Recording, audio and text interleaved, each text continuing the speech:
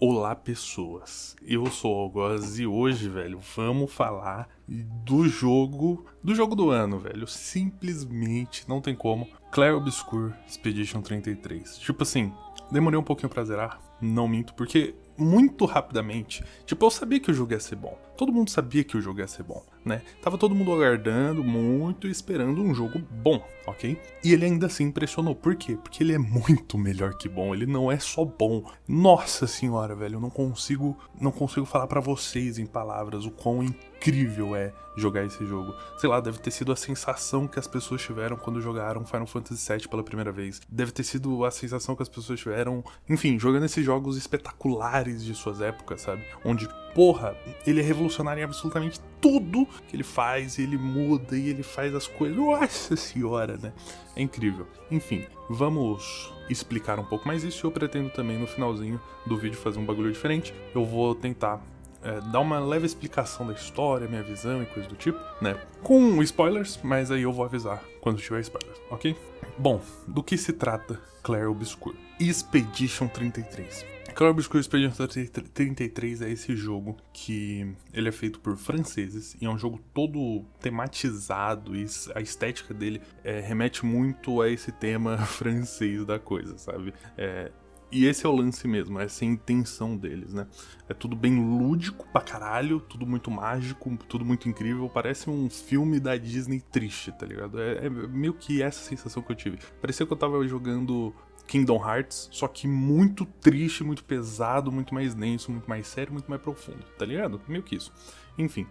O ponto desse jogo aqui é que ele foi feito por 30 pessoas, em sua maioria ex-funcionários da Ubisoft, tá ligado? Então eles têm especialidade com projetos grandes, né? E também, fora essas 30 pessoas, né, do estúdio ali principal e tal, da Saint-Four Interactive, que é o estúdio que produziu o jogo, e é um estúdio francês, eles tiveram mais 50 pessoas terceirizadas trabalhando aí no jogo. Então não foi só 30, né? Foi mais que 30.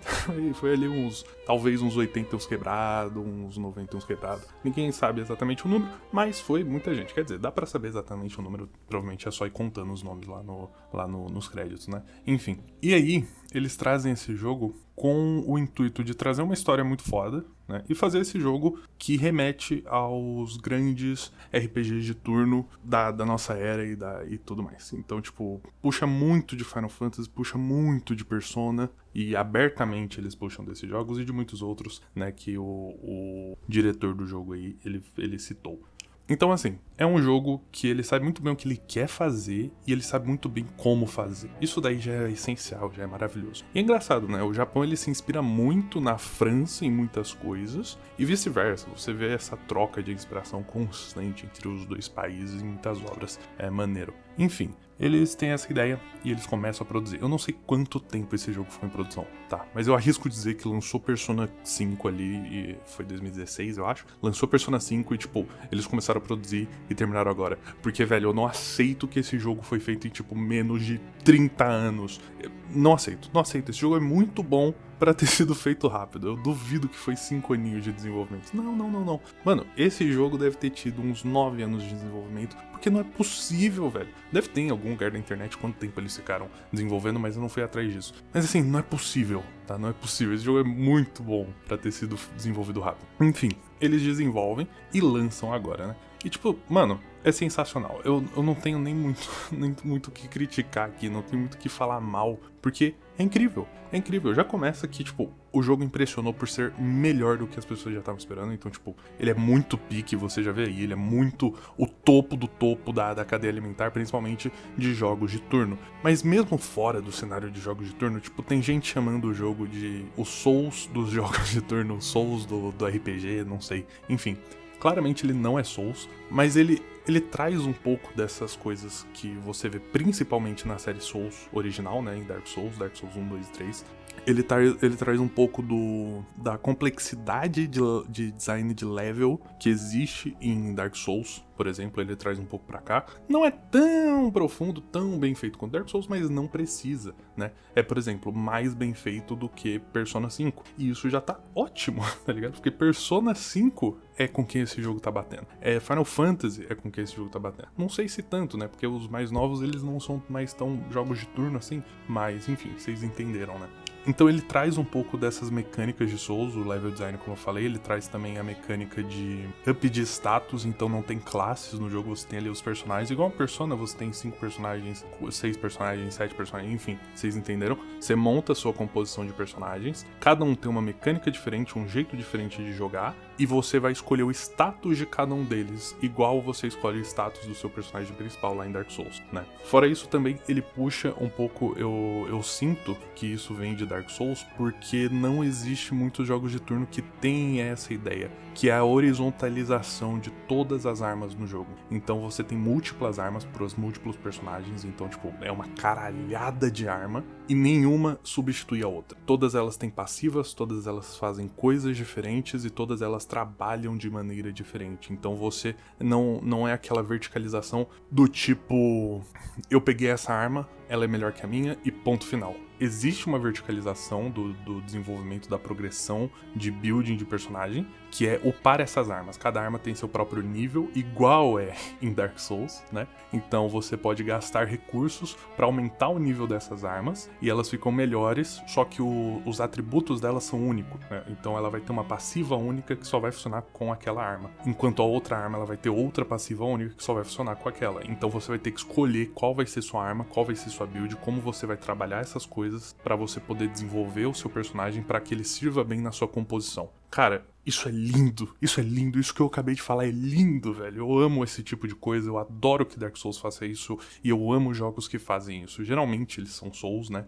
Raramente você vê outros jogos trabalhando com esse tipo de horizontalização de armas e de itens e coisa do tipo. Mas Clair Obscur, ele vem e ele faz isso, ele trabalha com isso de uma maneira magnífica e muito boa. Tem milhares e milhares e milhares de itens e armas e coisas que você vai poder pegar e você vai poder upar eles e você vai poder trabalhar com eles da inúmeras formas possíveis. Eu vejo pessoas discutindo na internet, tipo, não, tal personagem ele é muito bom pra defesa, tal personagem ele é muito bom pra ataque, tal personagem ele é muito bom pra não sei o que. Não, tá ligado? Geralmente, um personagem ele vai ser bom pra 2, 3, 4, 5 coisas, o que você quiser, porque ele é completamente modulável. Você pode mudar os atributos dele, você pode mudar a arma que ele tá usando, você pode mudar as passivas desse personagem, você só não vai poder mudar as habilidades deles, mas a maioria dos personagens tem vários tipos de habilidades que vai servir como suporte, tanque e dano, tá ligado? Então você faz o que você quiser da forma que você bem entender e muito possivelmente vai dar certo. Isso é maravilhoso, cara, isso é muito bom. Claramente existe ali o que é mais forte e tal, o pessoal vai fazer vídeos sobre isso, mas sinceramente não é o mais importante. O mais importante não é tipo, porra, o que funciona da forma mais forte possível. O mais importante é você fazer um bagulho que funcione, que te dê tudo que você precisa pra jogar o jogo da melhor maneira possível, da maneira que você mais se divirta jogando, e o jogo, ele te dá as ferramentas pra isso e você segue em frente, tá ligado? O que é simplesmente sensacional. Fora as armas, por exemplo, você tem os Pictos, que são perks que você escolhe pra colocar nos seus personagens, e fora isso você tem os Luminas, que são pontos dos personagens pra você aplicar perks sem precisar equipá-los. Você só tem 3 espaços de perks, só que os Luminas, eles te possibilitam equipar esses perks sem precisar equipar eles nos espaços de perk. O que você perde com isso? Você vai perder o status daquele perk. Então, por exemplo, o perk ele te revive. Então você morre e aí você revive uma vez por batalha, tá ligado? Esse perk ele vai ter status. Por exemplo, ele vai te dar mais 300 de defesa e mais 500 de vida, né? Quando você equipa no Lumina, ele perde esses status. Quando você equipa nos Pictos, que são os próprios slots de equipamento dos perks em si, aí eles vão ter esses status, tá ligado? Então, eles tiram com uma mão e dão com outra e funciona maravilhosamente bem. É uma ferramenta muito boa pra você criar o que você quiser e fazer o que você quiser dar certo, tá ligado? É muito bom. Eu não consigo deixar claro o suficiente o quanto é bom e satisfatório você pegar esse jogo e jogar por muito tempo e você dropar um monte de Pictos, um monte de arma e fazer o que você quiser com seus personagens e só andar pra frente, tá ligado? Nossa senhora, é incrível, é majestoso. Fora isso, outra coisa que eles também traz de Souls, né, no geral, são as múltiplas layers defensivas. No meu primeiro vídeo de Clair Obscur Expedition 33, eu falo que eu não gosto de parry e que o parry é ruim porque ele torna o combate previsível e tudo a mesma coisa. Mordi minha língua. Eu não mordi minha língua. Nossa senhora, eu dei um tiro no céu da minha boca. Eu explodi a minha língua. Porque é muito bom. É muito bom o parry. Ele funciona muito bem. Eu ainda não gosto de parry, tá? Eu ainda não gosto. Querendo ou não, você vai jogar o joguinho, você vai ver os ataques dos inimigos e eventualmente você vai entender o momento certo de dar parry em todos os ataques e simplesmente você vai dar parry em tudo, tá ligado? Porque esse é meu problema com o parry. Existe um momento correto do que o parry vai funcionar 100% das vezes e basta que você entenda esse momento. Aí o jogo ele dificulta o máximo possível de você entender esse momento e é isso, tá ligado? Essa é a grande dificuldade do parry e a grande recompensa do parry, né? É um bagulho que pra mim eu não vejo muito sentido nisso, eu não gosto muito. Nesse jogo aqui, funciona, porque é um jogo de turno. Quando o inimigo tá atacando, eu não faço nada além de observar o inimigo atacando. Então, de tanto eu observar o inimigo atacando, eventualmente eu acerto o time do parry. E eu sou recompensado por estar esperando o inimigo atacar, que é um bagulho obrigatório em jogos de turno, que é um bagulho ruim em jogos de turno, que geralmente te deixa enjoado jogando jogos de turno. Você vê o inimigo atacando. Aqui não, aqui você tá prestando atenção e se esforçando pra entender o momento certo de acertar o parry e se defender. Então, ver o inimigo atacando não é mais um problema. Meu Deus, isso é genial, isso é maravilhoso. E ainda assim, você não gosta de parry, você tem a esquiva, que é aquilo, né? Eu falei no vídeo de Eternights, a esquiva, ela tem que ser uma esquiva. A esquiva, ela não pode ser um parry 2. E aqui é um parry 2, mas também eu não vejo muitas outras formas que eles conseguiriam fazer a esquiva. Eu até vejo, mas tipo, não ficaria tão interessante assim pra esse jogo, tá ligado? Então a esquiva funciona como? Ela tem uma abertura maior, mas ela funciona exatamente igual ao parry. Então, aquele timing do inimigo bater e você dar o parry, ele é maior. Então, o timing do inimigo bater e você dar esquiva, ele é maior do que o parry, esse timing é menor. Só que você não é retribuído com o ataque final. Só que isso nem faz tanta diferença, sinceramente, porque o contra-ataque, né, que é o parry, ele só acontece se você der parry em sequência de ataque. Então vamos supor que o inimigo ataque 3 vezes. Você tem que acertar o parry nos 3 ataques, que provavelmente tem tempo de parry diferente. Então é muito difícil, geralmente você toma dano. Usar a esquiva é geralmente a melhor ida mesmo, a não ser que você tenha muita confiança no seu ataque, você sabe que aquele ataque você acerta o parry, tá ligado? Enfim, independente disso, independente se é ultra útil uma coisa, ultra útil a outra, não importa. O que é importante é que eles conseguiram fazer isso funcionar de uma forma muito boa, tanto o parry quanto a esquiva. Os dois têm sua completa utilidade. Eu geralmente optava pelo parry em ataques de curta distância, que eu conseguia observar mais o meu boneco recebendo o golpe e conseguia acertar com melhor precisão o parry. Enquanto que ataque de longa distância, tiro e coisas do tipo, projéteis no geral, né? Eu geralmente optava por esquivar, já que o ataque vem de longe, eu tenho mais dificuldade de observar quando ele vai atingir meu boneco, e geralmente, ou ele começa lento e vem muito rápido, ou ele começa rápido e chega muito rápido. Então, tipo, eu não tenho muito tempo de reação hábil, tá ligado? Então eu uso esquiva. Então funciona maravilhosamente bem. Em cima disso, eles colocam mais coisa pra ficar mais interessante as batalhas. Então você tem o pulo, que em certas batalhas, inimigos eles batem no chão e você tem que pular, e aí no pulo você consegue dar um contragolpe, tá ligado? É um bagulho fácil, não é tão difícil de acertar quanto o parry e a esquiva, mas é maravilhoso porque é uma coisa a mais que você tem que ficar atento nas batalhas e dá uma dinamicidade pro bagulho muito boa, tá ligado? Fora isso, tem outro ataque também, que aqui eu não vou falar o nome porque pode ser spoiler, mas outro ataque também que você tem que ver como funciona e esperar ele em batalhas, né? Então, tipo, eles conseguiram deixar isso aqui maravilhoso. Você em nenhum momento fica entediado por estar batalhando muito, tá ligado? Porque cada inimigo vai batalhar de uma forma diferente, cada inimigo você vai ter que prestar atenção em coisas diferentes,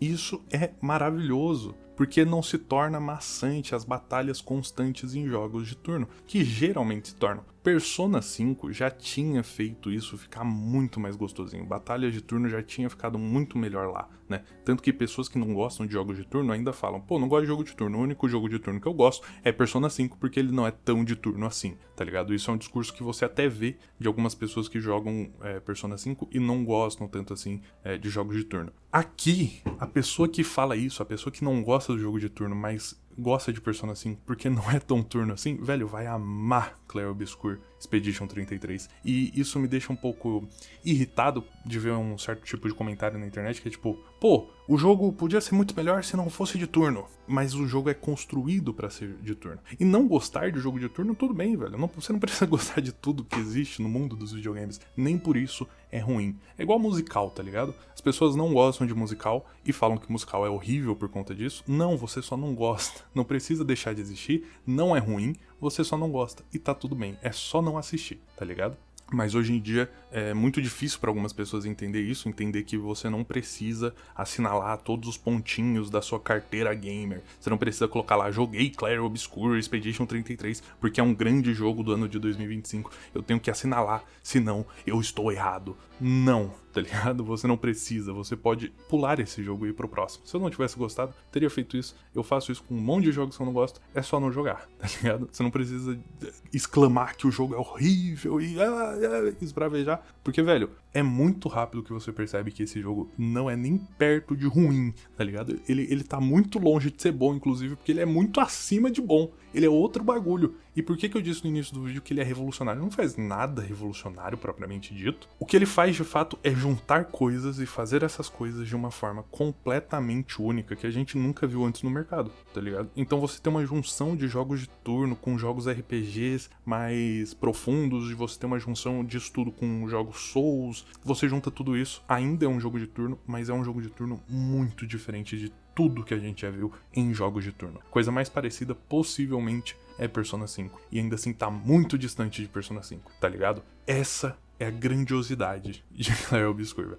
Mas como se não bastasse, tipo, se fosse só isso, o jogo já ia ser muito incrível. Mas não, né? Você tem os visuais, que não são visuais simples, não são visuais bobinhos, são visuais extremamente lindos, ok? São maravilhosos, esse jogo é lindo de doer. Você tem a otimização, o jogo é hiper mega bem otimizado, não é feito em Unreal Engine 5 com lumens e os caralho a 4 que vai pesar pra caralho, mesmo tudo no baixo, não vai rodar em PC nenhum. Não, é feito na Unity, é bem otimizado, o jogo funciona bem na grande maioria dos computadores, tá ligado? Eu vi gente com computador ruim jogando, computador ruim pra, tipo, tá ligado? Nos dias de hoje, né? Num computador ruim, realmente ruim, tipo 4 GB de RAM, provavelmente você não vai conseguir rodar não. Mas, tipo, um PC ruim pros dias de hoje, tá ligado? Um PC de entrada do ano de 2020, sei lá. Já é um PC mais antigo, e eu vi gente com esse tipo de computador conseguindo jogar, né?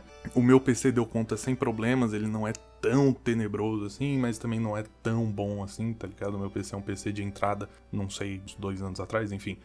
Não é um PC de última geração, nem nada do tipo, nem chega perto e manteve os 60 FPS pra sempre. Se você precisar jogar lá o DLSS no ultra desempenho, você vai ter alguns problemas de ghost, coisa do tipo, que tem por conta desse tipo de ferramenta, mas o jogo roda e não fica tão feio. Eu acho que isso é a parte mais importante. E ele realmente não é feio, e ele realmente roda extremamente bem, tá ligado?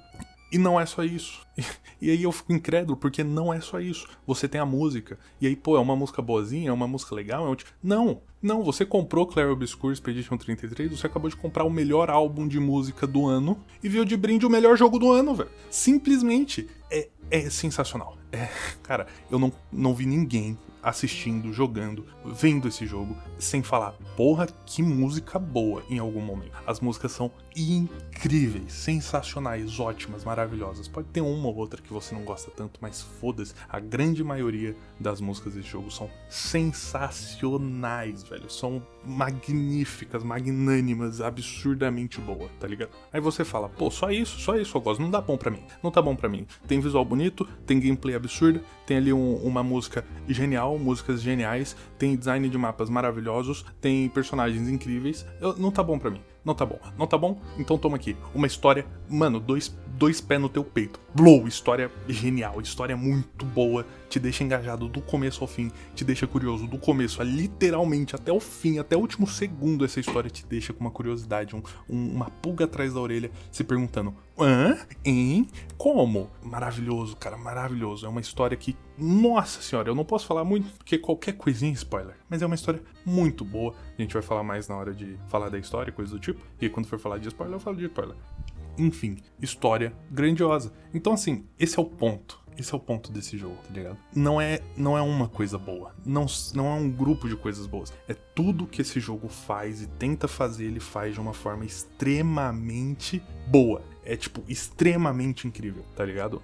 E é isso, é simplesmente isso, tá ligado? Não tem muito segredo aqui, é só jogando pra entender. Os bosses são incríveis, as batalhas são incríveis, os mapas são sensacionais, os inimigos são muito bem desenvolvidos, os diálogos são bons, os personagens são bons. Mano, não tem um ponto que eu olhe e fale, poxa vida, isso aqui ficou meio fora, tá ligado? Isso aqui ficou meio off, isso aqui ficou meio sobrando. As movimentações dos personagens, talvez talvez eu sinta falta de um tipo de agilidade a mais pros personagens, porque bem lá pro final do jogo eu fiquei grindando muita coisa e tentando resolver tudo ali que tinha pra resolver no mapa, que eu deixei pendente, tá ligado? Inclusive, mapa grande, mapa gigantesco pra explorar, tem mapa gigantesco pra explorar. Você vai passar, se você quiser, você passa 20 horas da sua vida só explorando mapa nesse jogo, tá ligado? Eu passei pelo menos umas 10, eu não explorei nem metade ainda. Então, também tem isso. Você quer mapa grande, tem mapa bom, tem mapa bonito, e aí por aí vai. Enfim, talvez eu sinta falta de uma forma de movimentação mais ágil, tá ligado? Talvez eu sinta falta disso. Se for pra sentir falta de alguma coisa,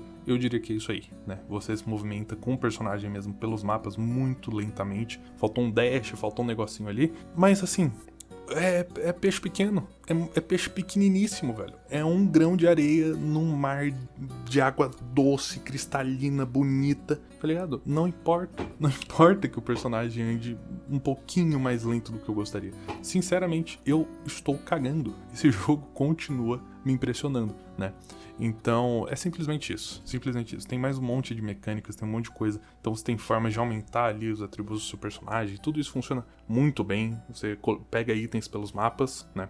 Então você é hiper recompensado por explorar mapas nesse jogo. Você consegue vários itens pra aumentar os atributos dos seus personagens, aumentar a quantidade de lúminas que eles podem usar, aumentar dano de arma, por aí vai, tá ligado? Então é tudo muito bem redondinho, tudo se encaixa maravilhosamente bem, tudo funciona como tem que funcionar pro jogo ser, tá ligado? Incrível. E ele é incrível. E é isso.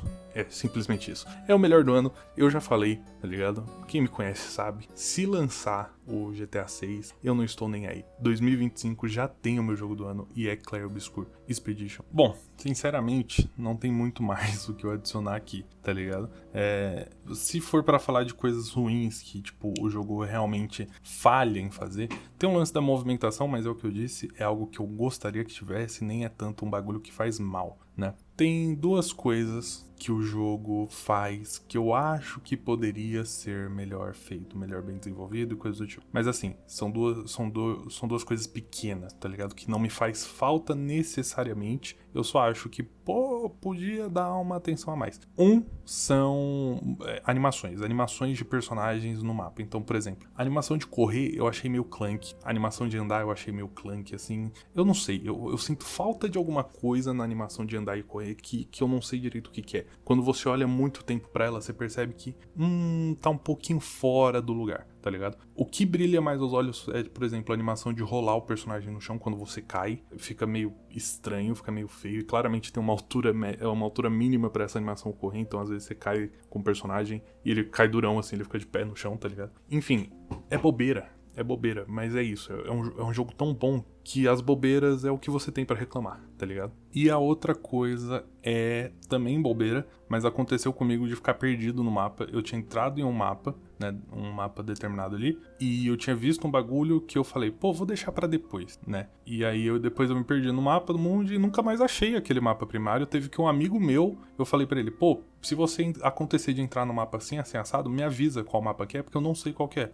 Não acho. E eu entrei em todos, assim, passei entrando em vários e não consegui achar. Tava esquecendo algum, né? Enfim. E assim, ele entrou em determinado mapa e falou, achei esse aqui. E eu fui lá e achei, tá ligado? Então, pra mim, faltou muito ter como marcar coisas no mapa, tá ligado? Então você tem o mapa do mapa mundi, não mapa de fases, não existe. Mas no mapa mundi, você tem um mapinha lá e pra mim tinha que ter uma forma de fazer marcações, tá ligado? Tipo, pelo menos marcar um pontinho azul assim, plom, tá, pra mim voltar aqui depois, tá ligado? Eu sei que aqui tem um bagulho, aqui eu volto depois e papum, né? Grande maior parte das vezes você não precisa, né? Então, por exemplo, tem os inimigos grandões assim de mapa que eu passei voltando e matando todo mundo. Eles são bem visíveis de longe, porque eles são grandes e tal. Mas tem uns que se escondem atrás ali de uma montanhinha e tal, aí fica mais difícil de ver. Você pode passar despercebido e não achar ele nunca mais, tá ligado?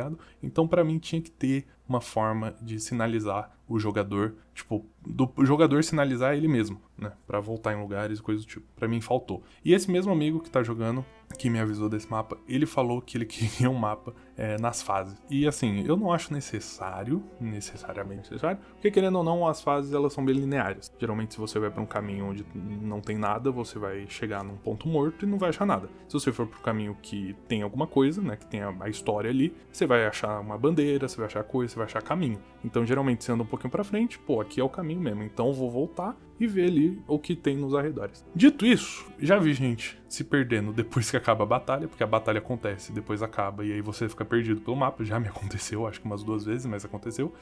Mas já vi streamer fazendo isso. E realmente, tá ligado? Seria interessante, seria legal ter um mapinha bonitinho. E também, nessa questão de mapa, nas viagens rápidas pelas fases, eu gostaria muito que tivesse uma fotinha de onde é cada bandeira. Porque não tem, você tem que descobrir que bandeira que é, tá ligado? Quem jogou sabe, mano, é horrível você teleporta pra bandeira errada e fala, puta que pariu, qual que é a bandeira? Aí você tem que ir de uma em uma. Nossa, é bem chatinho. Mas assim, bobagem, isso não diminui o quão grandioso o jogo é. Aqueles tipo, tirando pelo de ovo, tá ligado? A gente tá procurando pelo em ovo, é basicamente. Então, no mais, são essas minhas reclamações. Também, outra coisa, eu não gostei da tela de loading, ter o bagulho de loading na esquerda. Tipo, load é na direita, velho. Por que é na esquerda? É tão esquisito, eu não gostei. Mas é isso, tá ligado?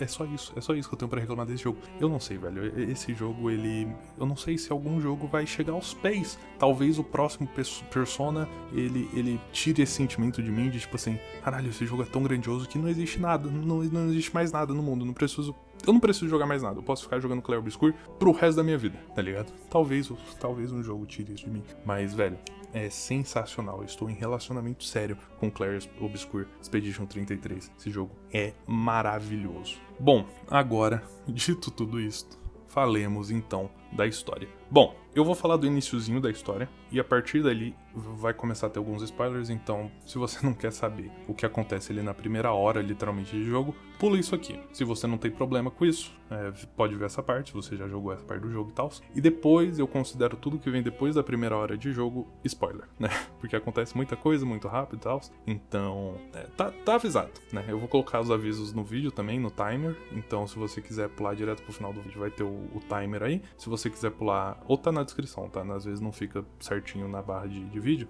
mas vai estar na descrição. E se você quiser simplesmente pular para a próxima parte, que eu vou começar a falar dos fatos da história mais importantes mesmo, você pode, né? Enfim, do que se trata Clair Obscur Expedition 33? Bom, começando pelo começo desse universo, a gente tem que entender algumas coisas, né? Há muito tempo atrás, mais ou menos uns 67 anos atrás, aconteceu um desastre ali naquela região toda da França, basicamente, que não se chama França aqui, né, se chama Lumière, e você tem um desastre que é a ruptura, se eu não me engano, que fez com que monstros aparecessem no local. O continente ali, o lugar todo foi dividido no meio, tá ligado? Então tem a Lumière foi para um ponto onde as pessoas sobreviviam e o continente principal, né, a área principal e a ilha principal daquele continente, ela foi infestada por monstros e coisas do tipo. E toda a região foi afetada, mas isso também afetou a ilha pequena onde as pessoas vivem hoje em dia. Inclusive a própria Torre Eiffel que existe no jogo, ela é completamente desmoronada, que assim, toda estranha, toda bizonha,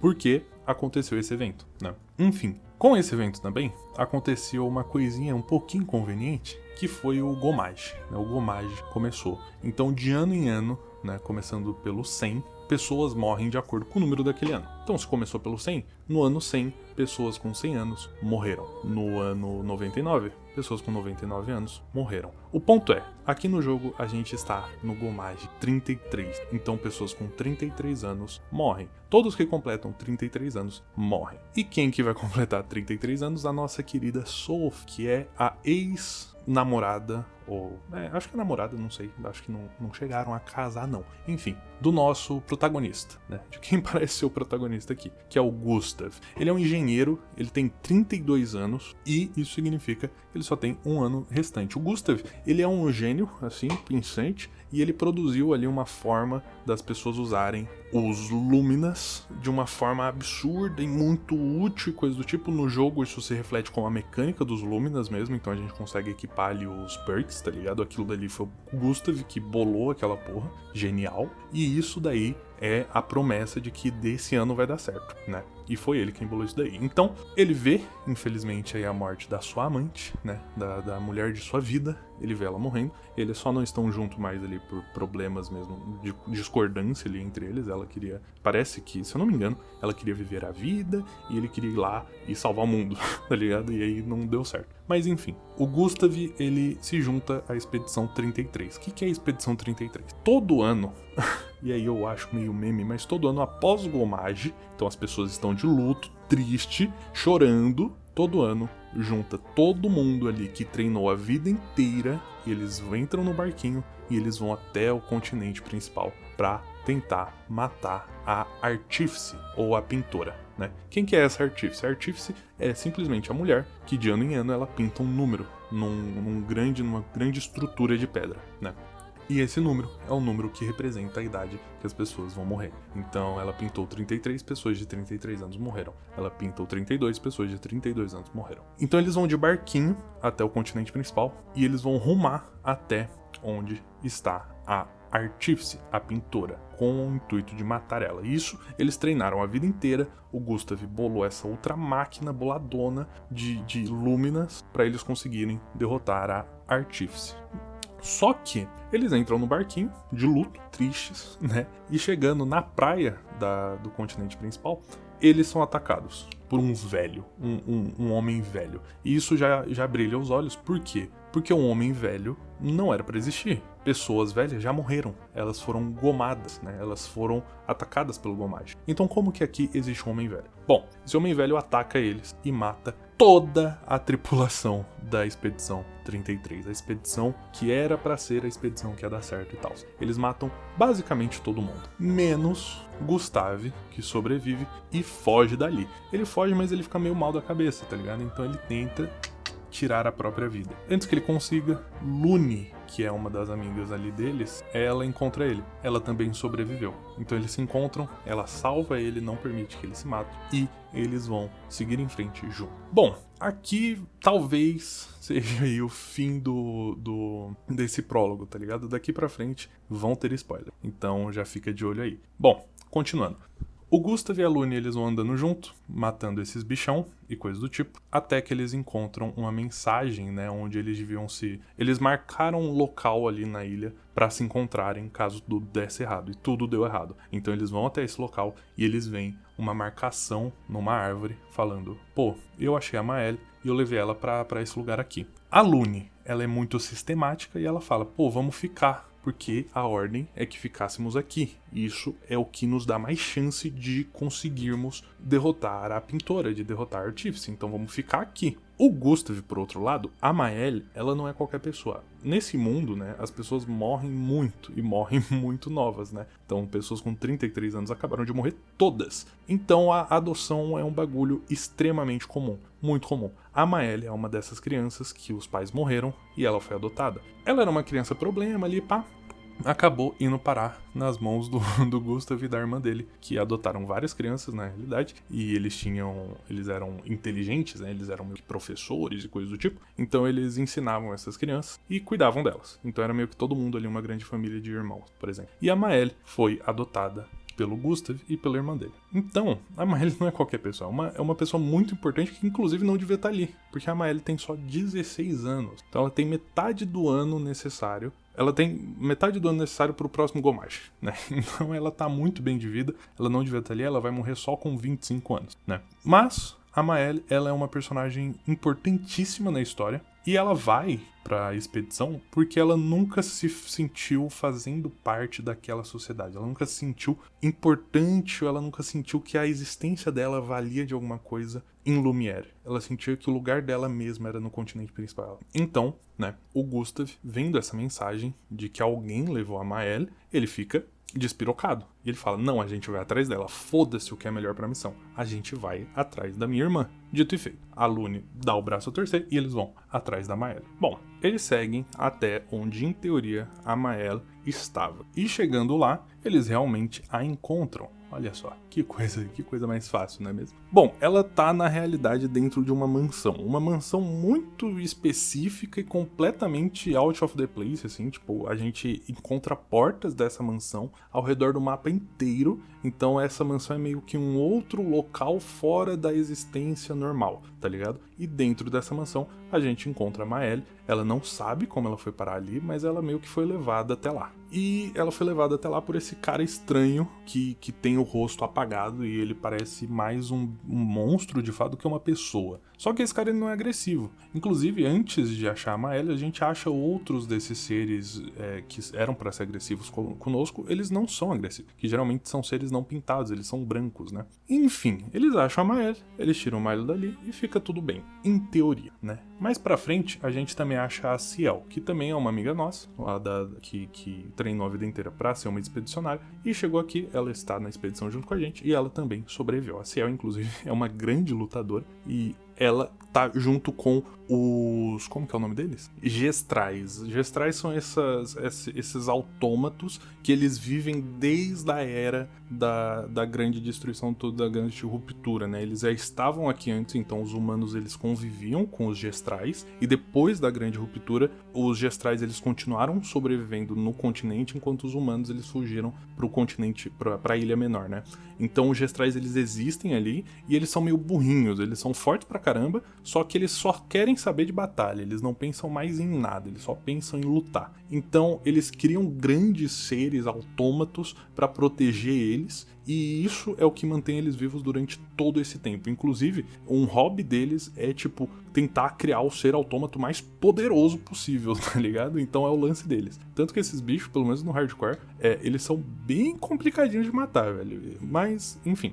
É isso. E a Ciel tá lá. Ela é tão boa de luta que ela é considerada um grande lutador na arena deles, tá ligado? E é onde a gente acha ela pela primeira vez. Inclusive, eu perdi a primeira batalha com ela, infelizmente. Mas tudo sob controle, a gente acha a Ciel, ela entra pro nosso bando e a gente conversa com a rainha, a líder desses gestrais, que é a... esqueci o nome dela agora, mas enfim, ela é a líder dos gestrais, e a gente pergunta pra ela onde nós podemos achar um tal de Eskia. O Eskia é esse grande ser poderosíssimo e mitológico, tanto que a gente se pergunta, porra, será que o Eskia é real? Mas enfim, a gente pergunta onde nós podemos achá-lo, e ela sinaliza, vocês podem achar ele aqui, tá ligado? A gente tem que fazer lá umas tarefinhas pra ela, né? E a gente consegue essa informação aí. Mais especificamente a gente tem que vencer ali um grande torneio, que é justamente onde a gente acha a Ciel e tal. A gente vence esse torneio e ela passa essa info pra gente. Nós vamos até o Esk,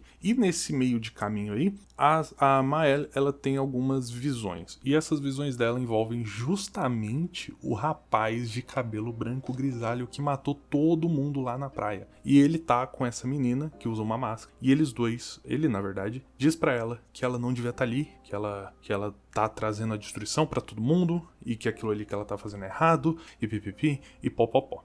Bom, a gente não entende nada, inclusive essas visões são em sonhos e coisas do tipo, a gente não entende bolhufas, né? Ele fala que a gente vai causar um desastre, não sei lá o que. Bom, não entendemos porra nenhuma, e vida que segue. Vida que segue para onde? Vida que segue até o Esk. A gente vai até o Esk, a gente pede ajuda pra ele, realmente é um grande ser mitológico, bizonho, assim, ele fala tudo de forma meio enigmática e meio bobona, né? Enfim, ele fala com a gente, ele fala, eu posso até ajudar vocês, mas vocês são pesados demais, né? O Esk, ele é esse grande ser que consegue nadar, voar, e ele, mata bichos ali como se não fosse nada. Ele fala, eu posso até ajudar vocês, mas vocês são muito pesados. Eu vou precisar da minha pedrinha pra poder ajudar vocês. Não pergunte, não tem muita explicação pra isso aqui não. A gente vai atrás da pedrinha do Esk pra ele poder levar a gente, as pedrinhas que são suas gloriosas amigas, né? Bom, indo atrás dessas pedrinhas, a gente vai até um local lá onde uma certa expedição, isso é legal no jogo, a gente vai encontrando diários de outras expedições. E nesse local onde tem várias pedras perto do mar assim, teve uma expedição que foi até a ilha principal de roda gigante, simplesmente. Eles construíram uma grandiosíssima roda gigante, eles foram até a ilha principal e a ideia deles era usar essa roda gigante como veículo para chegar até a pintora, né? Até a artífice. E funcionou por um tempo, mas eventualmente eles chegaram ali naquela área e foram destroçados. Bom, chegamos ali e ali é onde está a pedrinha do Esk. A gente vai lá, anda, destrói todos os monstros no caminho e vamos até a pedrinha. Chegando na dita pedra, ela é cuidada por um grande monstro bizonho, e esse monstro bizonho, ele nos ataca. A gente ataca de volta e vence ele. Depois de 2 fases, foi bem complicado pra mim, inclusive, porque tem uma mecânica nesse boss que você tem que atirar nas lâmpadas numa ordem correta. E eu não peguei essa mecânica de primeira. E eu tava jogando no hard com uma trupe extremamente Glaskenno. Então morri de novo, e de novo, e de novo, e de novo, até conseguir ali setar os parries e eu dava parry em tudo e eu fiquei brabo e consegui matar ele, tá ligado? Bom, matando esse boss, a gente joga ele, destrói assim a parede da caverna onde ele estava e ele cai no mar. O mar, inclusive, que está o Esk. E aí a gente joga a pedrinha pro Esk, o Esk fala, porra, pode descer aí, pula em cima de mim, a gente vai cruzar o mar agora. Bom, as 2 moçoilas da nossa equipe pulam, tanto a Lune quanto a Ciel, e nós, o Gustav, ficamos ali conversando, papeando com a Mael, né? Porque nós estamos mais próximos ali da grande estrutura onde a pintora desenha o número. E um lance que o Gustav faz com a Mael, ali um hobby deles, é jogar uma pedra até a estrutura para ver o quão perto eles estão, né? Então se a pedra chegar lá, bom, eles estão bem próximos. Bom, procurando ali uma pedra, né, e falando, não sei lá o que, um vulto aparece atrás de Gustav. E esse vulto é nada mais, nada menos que o velho da praia. Bom, o velho aparece atrás do Gustav, sem nem o Gustav nem a Maélia perceber, e simplesmente atira um laser amarelo brilhoso nas costas de Gustav. Bom, isso já foi ataque suficiente pro Gustav ficar muito mal, provavelmente morrer ali mesmo. Mas o velho, ele prendeu a Maélia. Então o Gustav, ele não podia fugir junto com a irmã dele. Muito pelo contrário, ele escolheu ficar e lutar contra o velho. Isso não podia acabar de outro jeito, senão com esse senhor velho matando o Gustav. E ali você tem uma situação muito estranha pós-morte do Gustav, muito triste, porque a Maélia, ela devia fugir, né? Inclusive o Esk, que tá logo abaixo, ele não consegue voltar, porque aquele boss que a gente matou, ele não de fato morreu, então ele dá um trabalho ali pro pessoal ali embaixo, eles não conseguem subir pra ajudar o Gustav. Então a Maélia cai no chão e começa a chorar pela morte do irmão dela, basicamente, do cuidador dela, né? Quase um pai também. Bom, nessa choradeira toda, o velho chega até a Maélia e não ataca ela, o que é muito esquisito, né? Ele desfaz ali o que ele colocou pra prender ela e fala, bom, você tem que entender que isso não é um ato de crueldade, isso é um ato de piedade. A gente não entende isso, mas um homem chega do nada e fala, ó, porra nenhuma, deixa a menina fugir. E esse homem, ele é velho também, só que não tão velho quanto o homem velho. E o homem velho fala, porra, tu vai agora tu vai pagar de bonzão, tu vai intervir aqui. E ele fala, essa porra aí mesmo, deixa a menina. Aí ele olha pra Maélia e fala, ó, perdão aí não ter conseguido ajudar seu amigo, né? Bom, a Maélia então escapa, né, mete o pé e a gente não sabe mais o que acontece. Quer dizer, a gente vai saber logo logo. Mais tarde, né, no acampamento, com a Maélia triste por conta da infeliz morte do Gustav, é muito cruel isso, a morte aqui, porra, canonizou esse jogo pra mim como uma história belíssima, porque os caras tiveram bolas pra matar o suposto protagonista do jogo. Ele tava agindo como um protagonista, ele tava tendo um crescimento de personagem de protagonista, e ele morreu no início do jogo, tá ligado? Muito foda, desolador pra caralho. Ainda mais pra mim, que minha build era voltada pro Gustav. Morreu, perdi boa parte da minha build. Bom, no acampamento, com todo mundo chorando, a Lune ali conversa com a Ciel, elas falam como elas só se encontram mesmo pra viver o luto, e isso é muito triste. E, ok, né, eles estão ali de boa, e o homem de cabelo branco, que meio que salvou a Maélia, ele aparece, tá ligado? Ele aparece pra elas já ficam ali, qual foi? Qual que é? E ele fala, não, calma aí, eu sou um expedicionário, eu sou o expedicionário da primeira expedição, da expedição de número 100, né, que ela é marcada como 00, porque, foda-se, os caras não quiseram colocar um a mais ali na bandeira, então ela é a de número 00. Ele revela também ali que o velho, ele é Renoir, e ele é o comandante da expedição de número 100. Só que por razões ali que ninguém vai saber explicar, os dois eles pararam de envelhecer. Só os dois. Os outros membros da expedição, foda-se. Enfim, eles pararam de envelhecer assim que eles chegaram no continente. O Renoir, ele falou, porra, mano, ser imortal é bom demais, meu parceiro. E ele simplesmente mata as outras expedições para proteger a pintora e se manter imortal. Agora, esse amigo aqui, ele fala, tô cansadão, não quero mais ser imortal, então vou me juntar a vocês e levar vocês até a pintora. Aí eles falam, porra, legal, maneiro, mas qual que é seu nome? Ele fala, Verso. Verso é o meu nome, tá? Inclusive ele fala isso, faz Verso. E aí começa o ato 2 do jogo. Bom, no ato 2 do jogo, o grupo finalmente cruza o mar, né? Eles estão extremamente tristes e vão lá prestar as condolências, né, ao Gustav, enterrando o que sobrou do homem, enterrando o bracinho dele num lugar muito bonito lá. Não antes, claro, de matar o dualista. Na tradução ficou dualista, não sei se traduziram errado e era pra ser duelista, mas eu acho que dualista ficou uma piada boa, porque ele tem 4 braços, assim, então fica dualista, mas é duelista. Ficou uma piada interessante, né? Eu gostei da piada. Enfim, pode ter sido também tradução errada, mas eu gosto da piada. Bom, a gente enfrenta o dualista. Boa luta, meus amigos. Nossa, que luta magnífica. Enfrentamos ele, ganhamos deles, passamos ali, enterramos o Gustav. Bom, homenagens feitas, vamos continuar a nossa cruzada até a pintora. Não antes de passar, claro, por um local ali que é a Velha Lumière. A Velha Lumière é onde seria a Lumière que existe hoje, só que a de hoje foi transferida para a Ilha Menor. No principal continente, aqui é onde de fato era a Lumière. E aqui nós temos neve. Olha só, nessa época do ano neva na Velha Lumière. Bom, na neve nós encontramos um dos parceiros do verso, porque esse parceiro deles vai ajudar eles a chegarem na onde eles têm que chegar para chegar até a pintora, né? Então, todo esse lance. E esse parceiro dele é nada mais, nada menos que um Gestral, velho. E esse personagem, ele é muito bom. Tanto o Esk quanto esse personagem aqui, eles são maravilhosos. Esse daqui é o Monoco. E ele é um Gestral, ele só pensa em batalha, só que ele tá velho demais. Então ele começa tipo, foda-se as batalhas. Agora eu vou pensar logicamente com a minha cabeça, eu vou virar um sábio velho. Só que ele ainda é um Gestral, então ele ainda adora uma boa luta, tá ligado? Tanto que pra gente vencer dele, a gente tem que lutar com ele. Bom, o poder desse Gestral, não sabemos como nem porquê, é se tornar inimigos. Então tem vários desses monstros pelas ilhas, e o Gestral, se ele pega o pé daquele inimigo, ele consegue se tornar aquele inimigo e executar um ataque específico daquele inimigo. O próprio verso fala, não pergunte como, mas é maravilhoso. Esse personagem é ótimo, e ele é um ótimo personagem para ter na party. Ele consegue dar muito dano e fazer muitas coisas diferentes. Enfim, continuamos. Chamamos o Monoco pra party, ele entra pra party.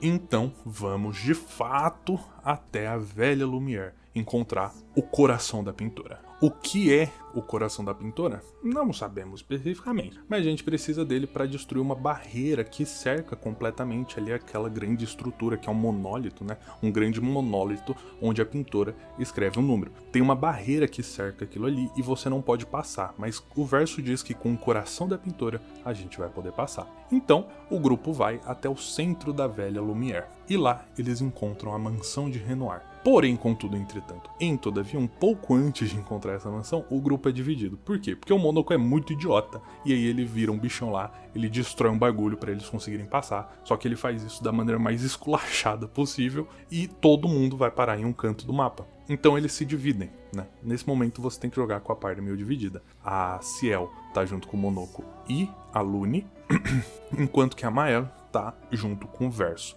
O Verso fala, olha, vamos até lá onde a gente tem que ir, porque é lá onde a gente tem que ir mesmo, e elas provavelmente vão fazer a mesma coisa, e vai chegar lá todo mundo junto, a gente se encontra, né? E a Mael fala, pô, é verdade. Só que o Verso, ele some nesse meio tempo. E nesse meio tempo também, a outra trupe, tanto a Mael quanto a Ciel... Não, a Mael não, desculpa. Tanto a Ciel quanto a Lune, quanto o Monoco, eles acham um daqueles diários que as expedições anteriores deixaram. Bom, nesse diário tá escrito uma informação sobre o Verso que deixa a Lune e a Ciel muito preocupadas porque o Verso tá sozinho com a Mael. Então elas resolvem agilizar o passo. A Mael chega sozinho até uma mansão. E nessa mansão, nós temos ninguém mais, ninguém menos que Renoir. Bom, a Mael chegou sozinha até a porta da mansão, Renoir abriu e olha só, você aqui. E junto com ele tinha aquela menina estranha, com uma máscara no rosto, e também uma moça que parecia muito o curador. Lembra do curador lá no começo dessa história toda? Quando a Mael foi resgatada e tinha esse bicho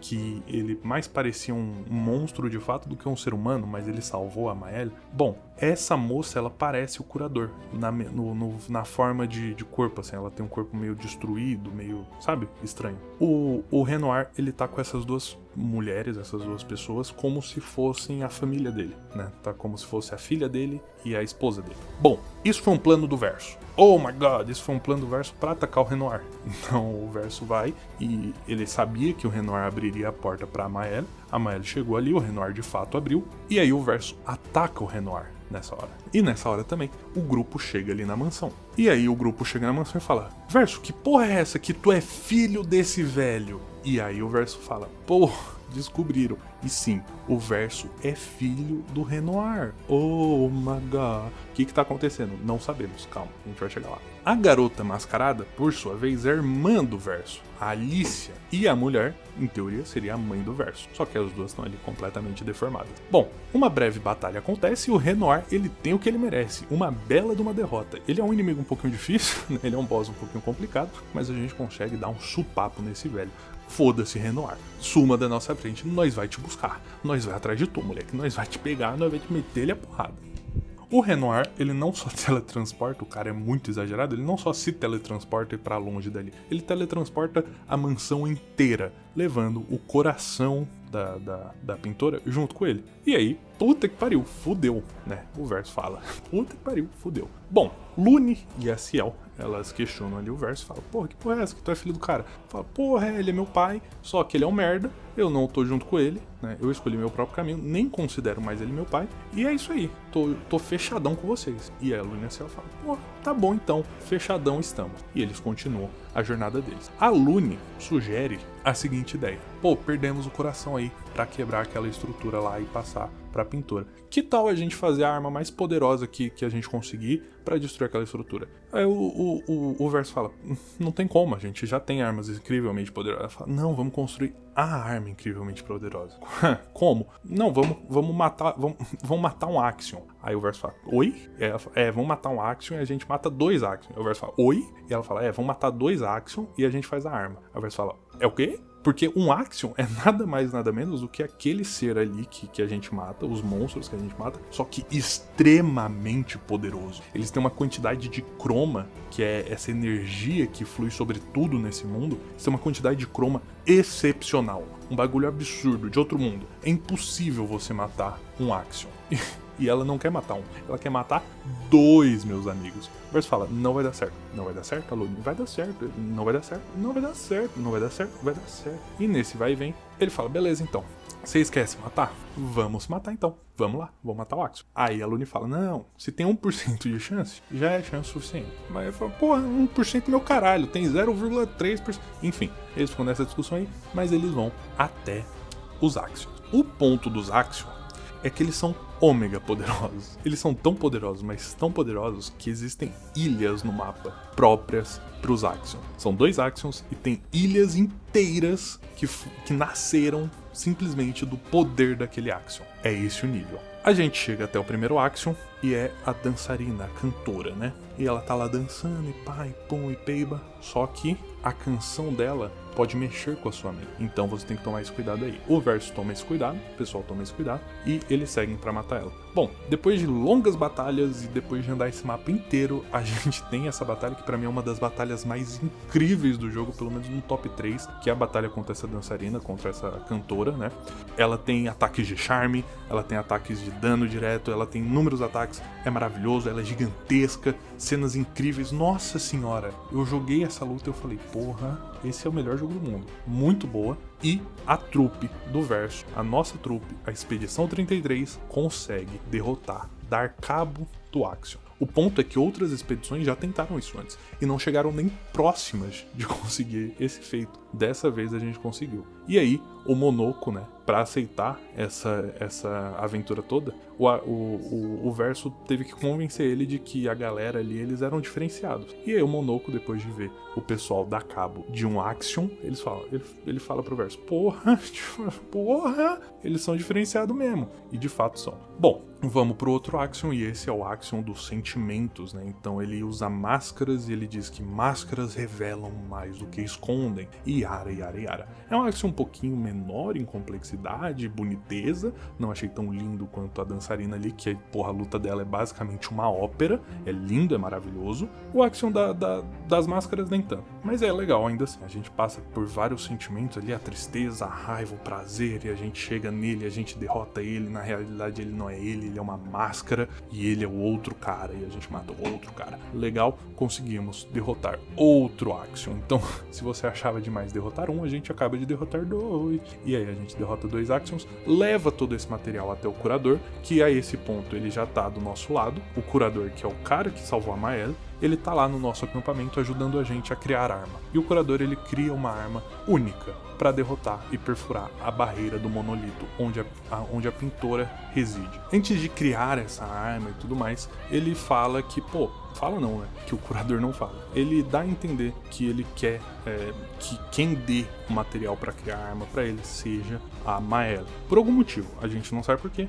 mas ele dá a entender isso e a Maelle é quem dá ele os bagulho, tanto que a arma é criada pra Maelle. A Maelle tem uma grande importância nessa história, vocês já vão vendo aí, né? Bom, o grupo então fabrica finalmente essa arma e estamos mais próximos do que nunca. Estamos mais próximos do que nenhum expedicionário jamais esteve. Ou será que não? Veremos nos próximos capítulos. Bom, fato é que temos a arma para quebrar a barreira. E dito e feito, a gente consegue com muito esforço destronar essa barreira que cerca o monolito e entrar na base da pintora, o monolito onde a pintora reside. Entrando no monolito, a gente tenta derrotar a pintora, não conseguimos. Muito pelo contrário. Quando a gente tenta derrotar aquele ser gigantesco que representa o que a pintora é, a gente descobre que na verdade aquilo não é a pintora em si. Aquilo dali é só uma representação, só um avatar da pintora. E tentando derrotar ele, a gente entende que não vamos conseguir dar dano, a gente adentra na pintora em si, dentro do monolito que representa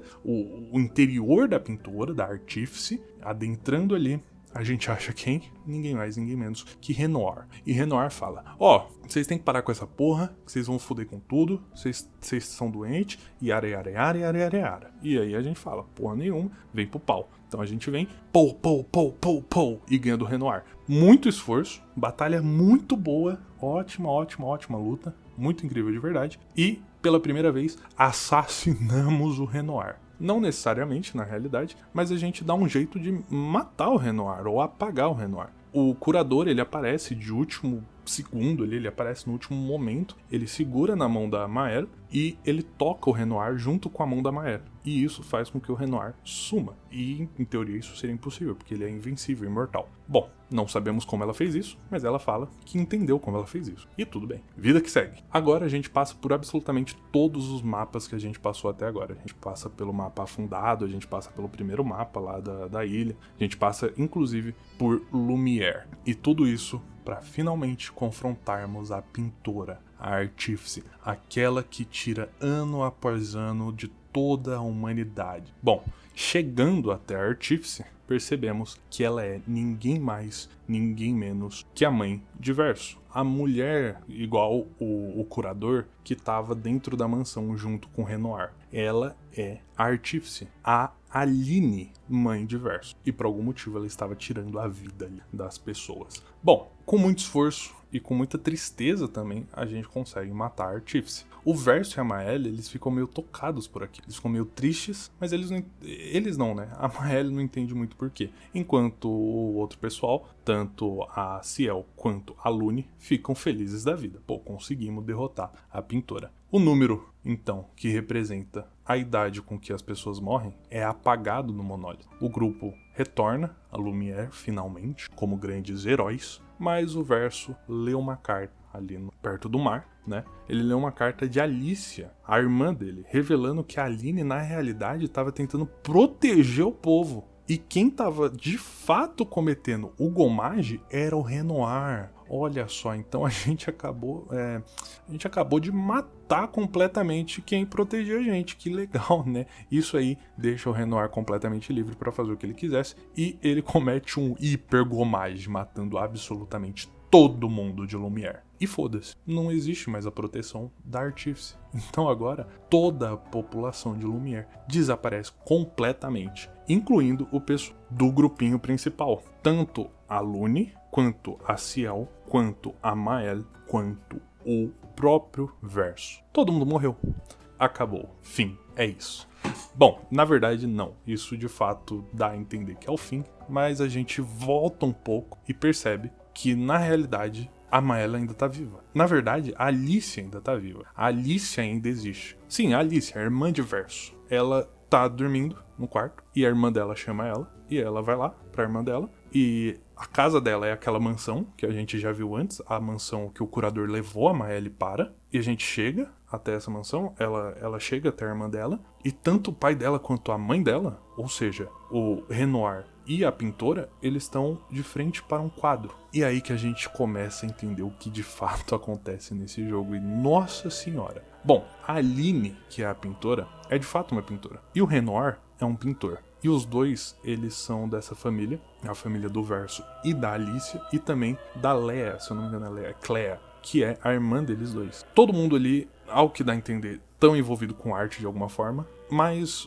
pelo menos os 4 principais, o Verso, a Alicia, a Aline e o Renoir, eles têm a habilidade de criar quadros, e esses quadros ganham vida, e eles conseguem adentrar este quadro. Esse quadro, ele contém partes da alma de quem o criou, porque você precisa fazer isso para conseguir inserir alguma vida dentro desse quadro, entendeu? E você consegue entrar nesse quadro e viver nesse mundo que você criou. Eu não sei se você já assistiu Inception, mas uma coisa muito parecida acontece com Inception, só que com sonhos. O ponto aqui é que com quadros. Em Inception, você não pode ficar muito tempo no seu sonho, porque isso te deixa meio maluquinho das ideias. Pelo menos você não pode entrar muito profundamente no seu. E aqui acontece a mesma coisa. Você meio que não pode ficar muito tempo dentro do seu quadro. Bom, o Renoir é só um velho caquético e a Aline é só uma velha caquética. E os dois estão brigando dentro daquele quadro. Eles estão fora daquele quadro, brigando dentro do quadro. Os dois entre si. E por quê? Bom, o quadro que contém Lumière, esse quadro completamente fantástico e lúdico, que, como eu falei, parece uma Disney, só que triste, é um quadro pintado pelo Verso, o filho de Aline e Renoir. Só que foi um quadro pintado pelo Verso quando ele era apenas uma jovem criança, então uma grande parte da alma de Verso está inserida nesse quadro. O ponto é,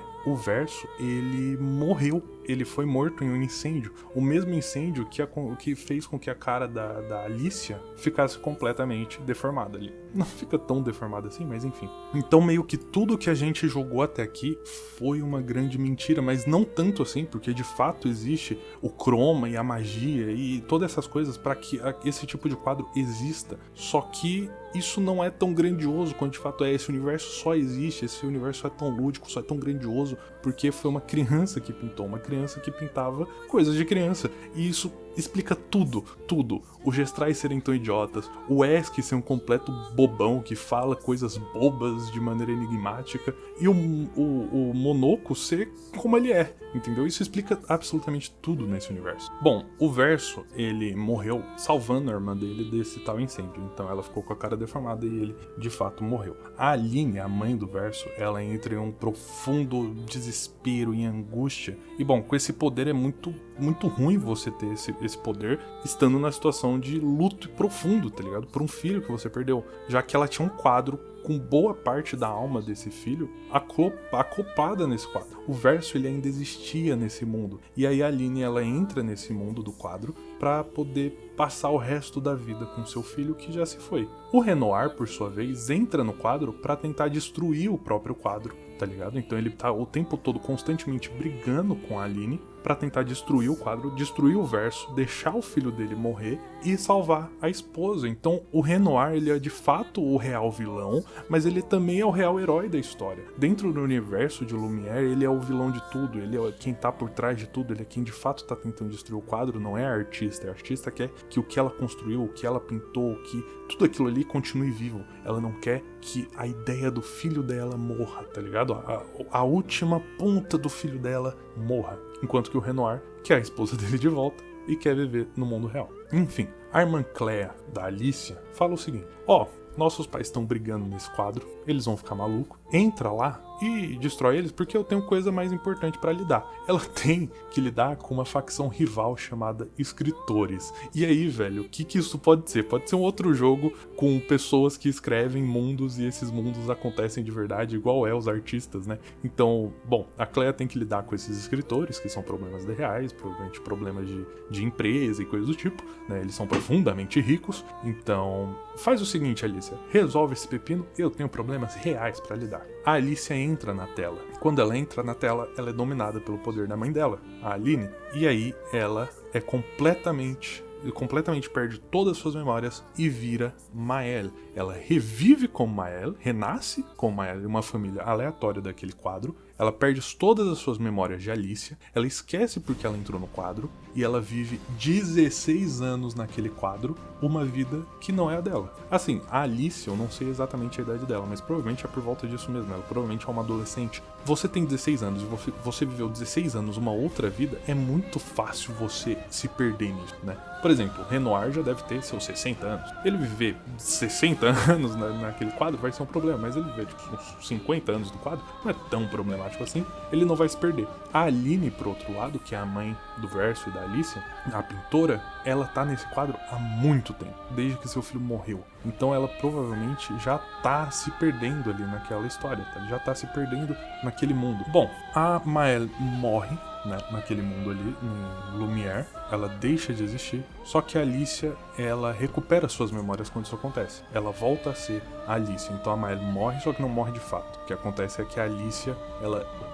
passa a existir dentro do quadro agora de fato. Ela recupera as memórias e ela reencontra o falso Verso, que na realidade é o Verso desenhado pela mãe dele, com a alma do Verso que estava no quadro embutida naquela pessoa, entendeu? Então o Verso, a gente percebe também que ele não quer estar ali. O Verso, ele não quer existir no quadro. Tanto que a primeira coisa que ele fala é que ele tá cansado da existência eterna. Ele quer morrer, deixa o Verso morrer. Enfim, ele queria derrotar a Aline, né? Ele queria matar a artista, entendendo o que isso ocasionaria, entendendo que isso traria o fim dele, o fim daquele mundo, né? Mas a Alicia, ela tenta convencer ele ali de que não, vamos reconstruir Lumière e vamos viver junto pra sempre. Esse mundo é melhor do que o outro mundo, então vamos ficar aqui. Ela não entende, claro, que pro Verso aquele é o único mundo real e não é um mundo de fato. Ele entende que aquilo é uma pintura, então pra ele é só uma prisão. A Alicia, ela... Bom, enfim, eles vão até o Renoir e com a premissa do seguinte. Bom, o Renoir, ele tava nessa putaria toda porque minha mãe tava no quadro, a Alicia diz. Mas agora minha mãe não tá mais no quadro. Então, o Renoir, ele me adora, ele é meu pai, eu sou a filhinha dele, ele vai fazer o que eu quiser. Então vamos lá, eu vou convencer ele a trazer Lumière de volta e deixar a gente em paz, e a gente vai viver pra sempre essa vida, esse sonho. O Verso, meio a contragosto, fala, tá bom, vai, vamos. Então eles vão até o Renoir, e o Renoir fala, porra, filha, legal, hein, conseguiu aí trazer sua mãe de volta, que maneiro.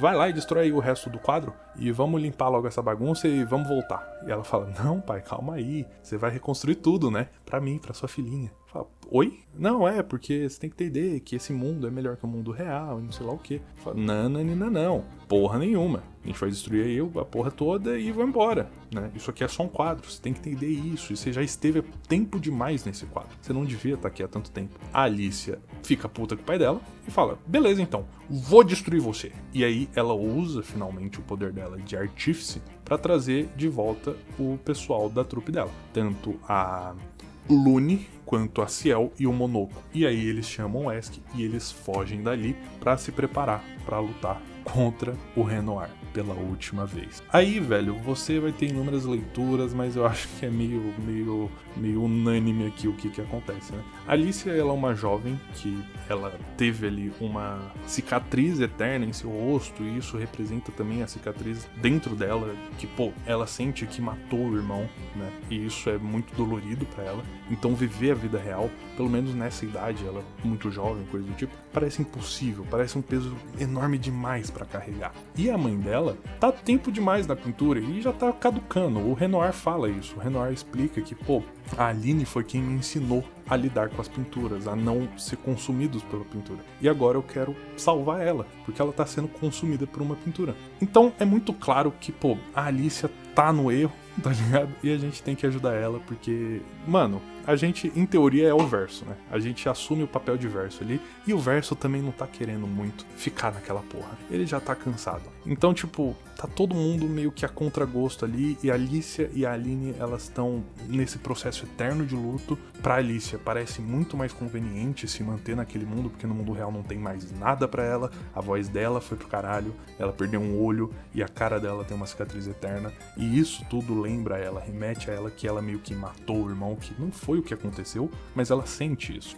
Bom, nós seguimos a nosso lance. né? A Alicia, ela vai consumindo ali o poder do poder Chroma, que ainda existe, que resta naquele mundo, pra ficar forte o suficiente pra conseguir batalhar com o pai dela, porque o pai dela é um artista, um artífice, né, um pintor muito mais experiente do que ela, então é muito difícil dos dois lutarem. A Lune e a Ciel também são duas coisas meio complexas, porque elas começam a tratar o verso como merda, tá ligado? Você matou todo mundo, você é um bosta. E assim, elas não tão erradas, isso é complicado, cara, é muito tênue, é uma linha muito tênue, muito bonita desse jogo, porque a Lune e a Ciel, elas existem naquele mundo como pessoas sencientes, elas entendem da existência delas, e elas entendem que aquela porra é uma pintura, só que é a única vida que elas têm. E assim, o que você vai fazer? Porra, não, então deixa todo mundo morrer. Não, vou lutar por essa vida que eu tenho. Então faz sentido elas estarem contra o verso e estarem meio que levando a Alicia pro lado ruim da força, né? Uma ideia ruim essa que tá puxando ela. Porque, porra, você vai viver a sua vida inteira escapando do real sentimento do luto. Você vai viver a sua vida inteira no escapismo puro,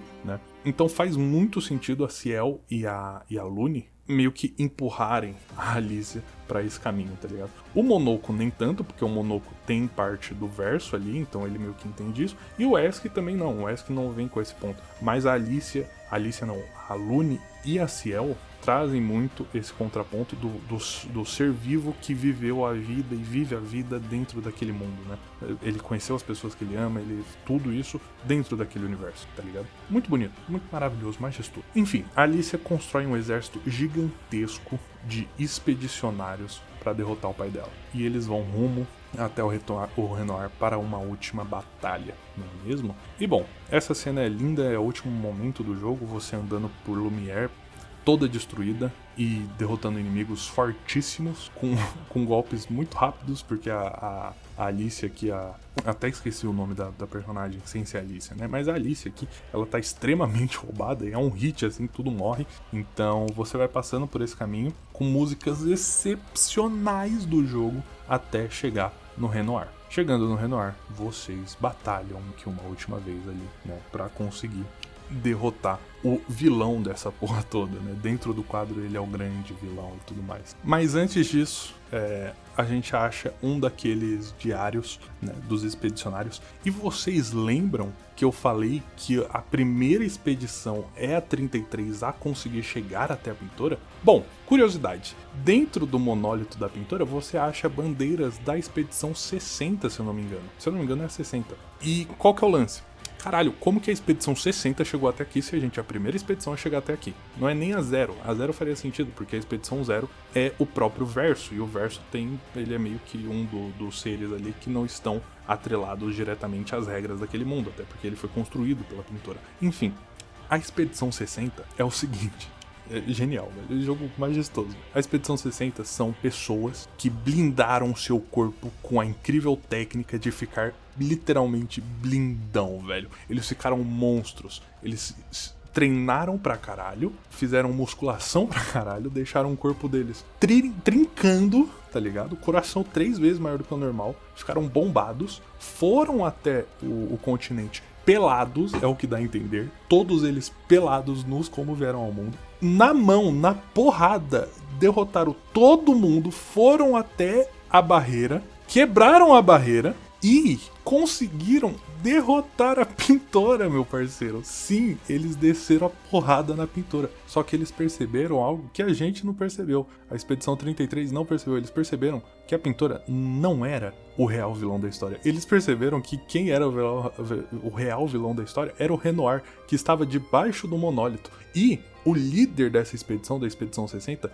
voltou nadando com os braços até Lumière pra avisar essa porra. Mas, infelizmente, o tempo dele chegar até Lumière foi o tempo do gomage dele, e ele morreu 1 ano depois. Só que foi a primeira expedição a literalmente concluir a tarefa de matar a pintora. A Expedição 60, com pessoas literalmente corpo nu, marombas. Eles chegaram lá e eles concluíram a expedição. Simplesmente concluíram, só que o líder sozinho não conseguiria derrotar o Renoir. E o tempo dele descobrir isso, pô, foi tarde demais. Ele acabou sendo levado pelo Gomage. Mas a lição que fica é essa aí. Se você quer derrotar todo mundo aí, se você quer alcançar seus objetivos, comece uma academia e fique blindão o quanto antes. Porra, sensacional, sensacional. E na última fase do jogo você descobre isso. E é um bagulho escondidinho, tá ligado? Bom, depois disso a gente vai até o Renoir. E começa a batalha final, o conflito final daquela porra. Uma coisa interessante, ao que dá a entender, a pintora, ela é de fato a pintora, ela é de fato a Aline, né?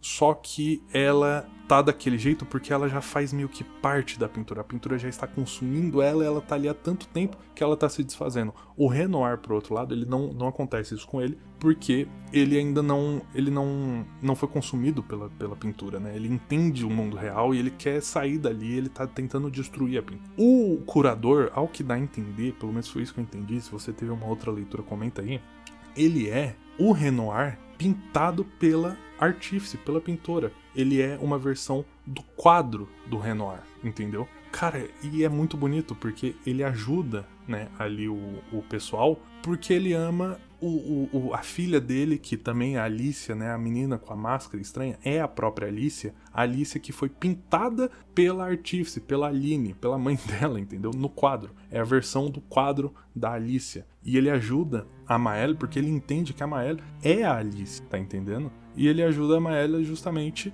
derrotar a versão real dele, né? O Renoir, porque pra ele aquele mundo é o mundo, ponto final, né? É o mundo ali que é dele, onde ele tem a esposa dele, a filha dele, e tá tudo maravilhoso. Enfim, é muito bonito. Também tem os seres emanecidos, não lembro exatamente como é, que são essas pessoas que você vai encontrando ao longo do mapa e parece que eles têm um contato direto com a pintora e eles vão dando uns background. Geralmente é um cara, uma mulher e um menino. E isso representa justamente isso, representa a pintora, o Renoir e o verso. O menino, ele sempre vem com um papo de que ele tá sendo forçado a fazer algumas coisas, ele tá sendo forçado a aprender coisas, a tocar piano, e sempre melhor e melhor e melhor. Enfim, dando a entender justamente que o verso, ele viveu essa vida, viveu a vida de, pô, eu preciso ser um artista, né? Então, porra, isso tem várias histórias sobre isso. Aqui eu cito principalmente o anime Shigatsu wa Kimi no Uso, que é justamente sobre isso, né? Sobre esse personagem que a mãe dele meio que força ele a tocar piano a vida inteira,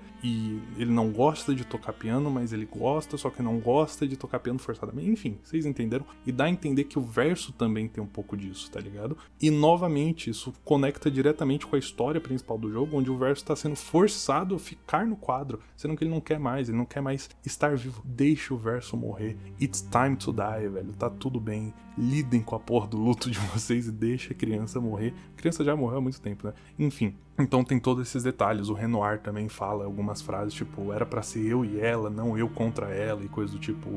Os seres emanecidos, né, que são esses homens, eles falam isso. E as mulheres emanecidas, elas falam algumas coisas como, tipo, bem tristes, assim, sobre estarem tendo que, pô, não tô sentindo nada, eu tenho que me machucar pra conseguir sentir alguma coisa, e quando pela primeira vez eu consigo sentir algo, ele quer me tirar isso, né? Ele que é o Renoir. Enfim, muito bonito, muito no tom do jogo, tá ligado? E, velho, é majestoso. As pessoas compararam muito esse jogo com Final Fantasy, né? E eu acho que é justamente o contrário, o oposto, a lore do jogo, né? É justamente o oposto do que a gente costuma ver em Final Fantasy, que é um problema pequeno se transformando num problema de origem, deusica, assim, Deus e demônio, você no meio ali. E aqui não. Você, em tese, tem esse problema gigante, onde você tem que derrotar um deus, e esse deus nada mais é do que a sua mãe, e é só um problema de família, um problema de luto, um problema dia a dia, problema comum, tá ligado? Muito foda, meus amigos, muito foda. Enfim, chegamos e lutamos contra o Renoir. Não tem uma, não tem duas, tem 3 fases essa batalha. Mas lembra que eu falei que a Alicia estava roubada? Eu precisei dar exatamente 3 hits com a Alicia pra a batalha acabar. Tirava toda a barra de vida do Renoir no difícil, tá bom? Não foi nada difícil, mas é uma boss fight muito foda, com músicas muito fodas, com ataques incríveis. Não é a mais difícil do jogo, mas é uma das mais bonitas com certeza. Tá ali no top 1, fácil, muito linda, música majestosa. E aí no meio dessa batalha, a Aline entra no quadro, a mãe volta pro quadro pra tentar parar o Renoir. E, porra, ela voltou ali, né? O ponto é que a Alicia, quando voltou pro mundo, ela escondeu o quadro da mãe e meio que ela imaginava que a mãe não acharia mais esse quadro, mas achou. E o ponto do Renoir era isso: enquanto esse quadro continuar existindo, a mãe de vocês vai continuar achando esse quadro. E ela vai querer viver nesse quadro até os fins do dia dela. Esse quadro tem que parar de existir. O nosso filho tem que morrer de fato, né? E é um ponto muito bonito também, porque o Renoir, ele fala isso, inclusive, ele é pai do verso, né? Ele não quer que o verso deixe de existir, ponto final. Mas é uma escolha cruel que ele tem que fazer. E isso conecta completamente com a mensagem que ele passa quando ele mata o Gustav. Não é um ato de crueldade, é um ato de piedade. Nossa senhora, velho, que jogo bom, meus amigos, que jogo bom. Bom, nós conseguimos derrotar o Renoir e ele meio que fala, porra, tá bom, fica aí então. Você quer ficar no quadro? Tá bom, fiquem no quadro, tá? Mas voltem um dia. Ele deixa essa mensagem, sabe? Voltem um dia. Ele sabe que não vai acontecer, mas ele quer acreditar que vai acontecer. E nisso ele mostra pra Alicia, né, a parte de fora do quadro e mostra como a mãe dela fica. E, porra, é muito triste porque parece alguém com dependências químicas, sabe? Parece como se o quadro fosse uma droga e a Alicia e a mãe dela estivessem viciadas nessa droga, sabe? O Renoir estivesse tentando salvar a filha e a mulher dele. Enfim, o verso vendo isso, ele entra na parte de fora do quadro. Só que não dá, porque ele é uma pintura, né? Então ele entra numa parte, sei lá, num outro plano do quadro. Ele entra nessa parte e ele vê a si mesmo, criança. Do mesmo jeito como o curador tava e como a mãe dele tava, ele vê ele pintando o quadro. E ele chega perto dessa criança e fala, pô, você tá cansado de pintar, né? E aí a criança fala, tô cansado de pintar essa porra, meu parceiro. E aí a Alicia entra nessa parte e fala, o que você tá fazendo aqui? Não, o meu pai foi embora, a gente vai poder viver essa vida linda. E o verso fala,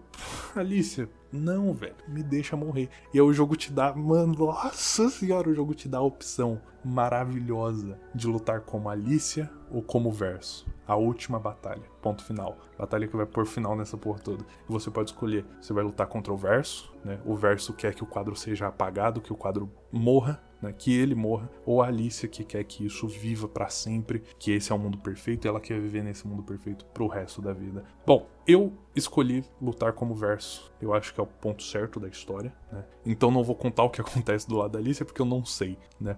Mas como verso, a gente luta contra eles, não é uma luta de verdade, não é difícil. Se fosse ser como a minha Maela tava no jogo, era um hit e o verso morria, não ia ter conversa, o quadro ia ficar e ponto final. Mas como o jogo ele não faz isso, né, a luta é mais simbólica do que qualquer coisa, eles conversam muito ao longo dessa batalha. Puta que pariu, é muito, muito forte de sentimentos ali. Mano, eu tô há pelo menos uns 5 dias preso nesse jogo, sabe? Então, nossa senhora, fiquei em pedaços, em frangalho. Então, lutando ali como verso, você derrota a Alicia e acontece o que tem que acontecer, né? A Alicia não morre, nem nada do tipo. Quem morre na realidade é o quadro. Então o verso, ele some, ele vai embora em pétalas. Eu não entendi o lance das pétalas, deve ter um ponto aí no jogo que eu perdi, mas tem as pétalas e ele morre em pétalas e coisa do tipo. A Alicia também, mas ela, no caso, só sai do quadro. O quadro, então, deixa de existir. A alma do verso que ainda vivia naquele quadro deixa de existir. Todo aquele mundo mágico da Disney, coisa do tipo.